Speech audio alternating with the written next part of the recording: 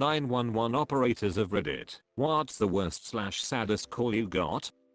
My aunt is a 911 operator, and she told me about a time a guy called her freaking out. His cats were talking to him. Turns out this 90-year-old man took a shit ton of shrooms and was freaking out. The house across from me exploded, parked car in garage had faulty wiring, caught stuff in the garage on fire. When I called 911 and gave the address of the house on fire, there was a moment of silence. The operator then told me that it was her house which was currently burning down. Thankfully no one was harmed. Not my call, but I heard the ambulance dispatch for an infant not breathing. On the road to the hospital. My guess is the parents were already taking the baby there when they stopped breathing. Ruined the rest of my night. I'm not a call taker, but I'm in the same line of work. There are two that really stand out to me. The first isn't a tragedy on the scale of the others, but it was a small scale heartbreak that really killed me. This guy, on his way home from work, saw a homeless man on the street, and it was horrific weather, biting cold, howling wind, wet. He brought him in, gave him dinner, wanted to wash his clothes, and give him a shower and a place to stay for the night. The homeless guy was hopped up on drugs and started smashing the place up after dinner. Kind citizen had just had his house done up and got his kindness rewarded with that. Just reading the job, not even being on the call, you could see the heartbreak and the loss of faith in humanity. The other, a suicide. They're always rough, but for some reason, hangings seem to hit harder and seem a little bleaker to me. This one was a 14-year-old girl who had hung herself, and hearing that really made my eyes sting. I had to leave the room when I found out she had a twin. 999 operator. The pandemic has increased our demand massively, but not for COVID symptoms. Huge increase in chest pains, breathing difficulties and seizures in particular, and so our response times are badly affected. My worst call had called twice previously. First call was chest pains indicating suspected heart attack. Second was that her breathing was getting worse. When I answered, there was a lot of family members there, and she was having a seizure and wasn't breathing. While assessing her seizure, she went into cardiac arrest. I was instructing CPR for over 10 minutes and trying to keep all these family members calm to make sure she was getting the most effective compressions. Hearing all these people in fits of tears and the fact she had been waiting for an ambulance for around 2 hours from the first call and sadly didn't make it really made it stick with me. It was months ago and can still hear those screams of grief. 911 operator in the US here. I took a call from a guy who came home to find his brother hung himself from the ceiling fan.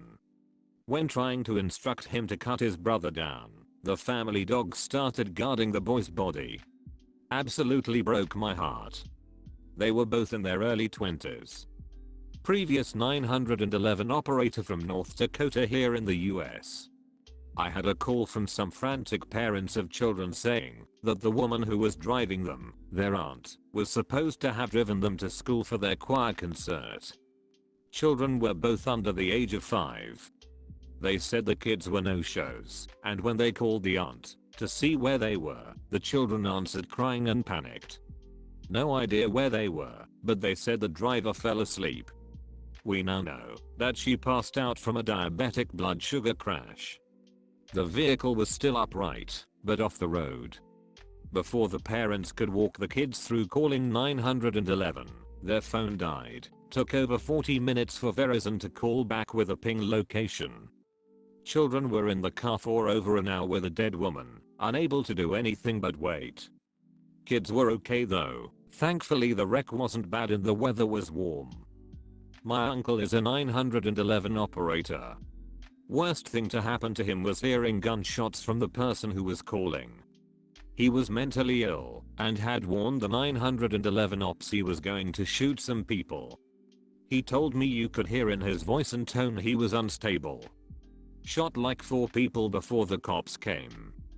I was a 999 operator when I was 20 years old. It was my first proper job and I'm now 22 and have since left. There are so many things that stick with you. I had a call from a dad who walked in to find his son hanging. He was so distressed all he could do was apologize to me. He could not even remember the address as he was so shocked. He tried to cut him down but couldn't. The son's 6-year-old child was with him. I also had a call from a 16-year-old girl who had been told online that her boyfriend had just jumped off of a building and she wanted to know if this was true. She told me this name and I immediately knew it was him as the person sitting next to me had taken a call from someone at the scene. The distress in her voice was something I'll never forget. I have a friend that is a firefighter and his wife an operator. They were on the same shift that day, but their work building is quite far from each other. She answered a call from a suicidal woman that was claiming to set her own vehicle on fire with she inside it. My friend told his wife came traumatized that day because the woman was screaming in pain while burning inside the vehicle and she couldn't do anything except deploy the firefighters. The women managed to give the location, but it was late. When his wife told him the story, he told her that he was one of the firefighters that had been deployed. He never told her the state of the women, she just knew she died, but he told me that he won't ever forget the smell of burned human flesh and the fact that the women melted onto the driver's seat like she was the seat. This happened in Portugal quite near where I live as well. I saw the dark smoke on the sky 1/2 kilometers away, but since I live next to a forest I thought it was someone burning trash as it happens a lot.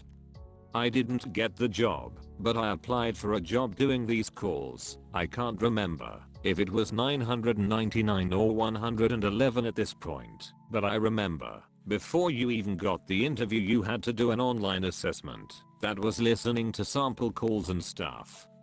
I made it halfway through his sample calls and had to stop. I could not handle that job at all.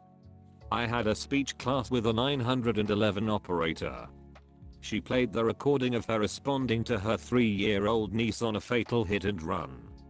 She kept her head during the call, but there were points where she knew what she was responding to. I previously worked for 111, and we had a dad call up because his very young child had been feeling off color. For anyone that has used the 111 service, you already know that the person you're calling about absolutely must be awake for the call. Told dad that, and he tried to wake the kid up. Turns out he couldn't. I had to spend about 10 to 15 minutes coaching the bloke through CPR on the phone until an ambulance arrived. I have never felt anything even close to how I felt during and after that call. I never found out the outcome. I left not long after. Took a 911 call months ago from a teenager stating his mom is not breathing. We started doing CPR in 15 minutes and we were still going.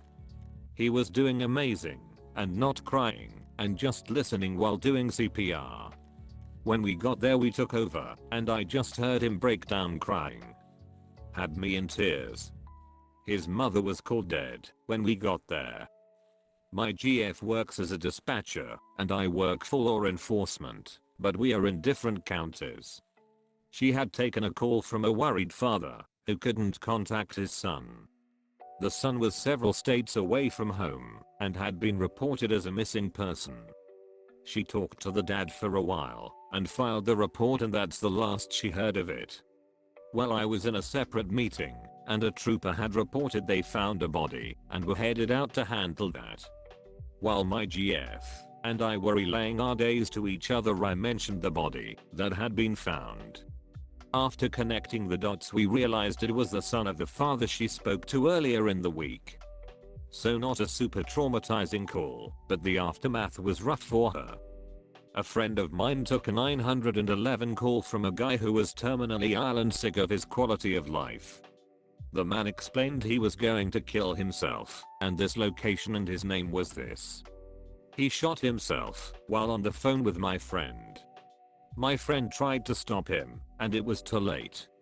The man had made up his mind. Law enforcement arrived, and the man was obviously deceased. Very tough call for the dispatcher. Getting a call when someone actively has a knife, has a plan, and is crying on the other end. It's heartbreaking but scary. BC if you say or do the wrong thing, it could be the end for that person. You have to keep them talking and just hope Ems makes it in time. Thankfully they did, and she was transported for treatment. Wherever you are, I hope you're okay and realize this world needs you in it. I called the suicide hotline about 5 years ago because my son was suicidal and I didn't know how to help him. He had a drug addiction and would threaten suicide. The woman on the other end was wonderful. She actually talked me through a conversation to have with him and gave me some helpful advice on how to get him some help. I think about that call a lot. My partner worked for a security company. He got an alarm at a client's home and called the contact number. He reached a woman who was sobbing. She told him some men broke into her home, shot her husband, and she was hiding in the backseat of their car in the garage. Partner immediately sent for police dispatch, and she was begging him to call. Before he could finish telling her that help was coming, he heard her scream, glass shattering, and multiple gunshots. He quit after that night.